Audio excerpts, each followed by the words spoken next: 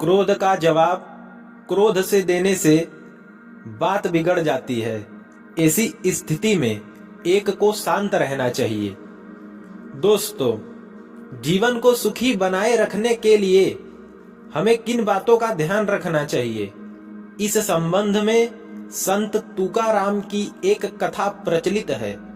इस कथा में बताया गया है कि विरोधियों के साथ हमें कैसा व्यवहार करना चाहिए।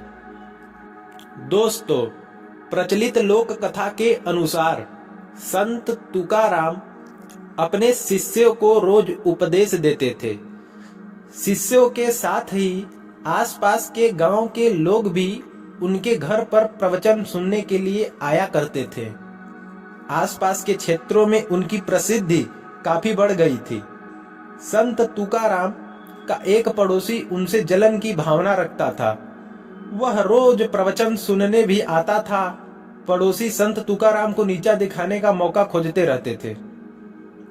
एक दिन संत तुकाराम की भैंस उस पड़ोसी के खेत में चली गई और भैंस की वजह से पड़ोसी की बहुत सारी फसल खराब हो गई। इससे पड़ोसी को बहुत गुस्सा आ गया। वह गुस्से में संत तुकाराम के घर गया और गालियां देने लगा। जब तुकाराम ने गालियों का जवाब नहीं दिया तो उसे और ज्यादा गुस्सा आया। पड़ोसी ने एक डंडा लाया और संत की पिटाई कर दी। इतना होने के बाद भी तुकाराम चुप रहे। अंत में पड़ोसी थक हार कर अपने घर चला गया। अगले दिन जब तुकाराम प्रवचन दे रहे थे तब वह पड़ोसी नहीं आया। वे परंतु उसके घर गए और भैंस की वजह से हुए नुकसान की माफी मांगने लगे और प्रवचन में आमंत्रित करने लगे। तुकाराम की सहनशीलता और ऐसा स्वरूप देखकर वह पड़ोसी उनके पैरों में गिर पड़ा और क्षमा मांगने लगा। तुकाराम ने पड़ोसी को उठाया और गले लगा लिया। पड़ोसी को समझ आ गया कि संत तुकाराम उनके ज्ञान और व्यवहार की वजह से महान है।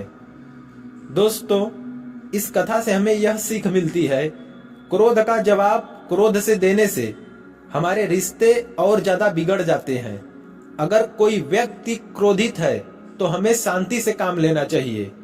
एक ही समय पर दोनों लोग गुस्सा करेंगे तो वाद विवाद ज्यादा बढ़ जाएगा और रिश्ते खराब हो जाएंगे। इसीलिए गुस्से का जवाब गुस्से से ना दे। जय श्री राम दोस्तों, और इस कहानी को आप अपने जीवन में जरूर उतारिएगा। धन्यवाद।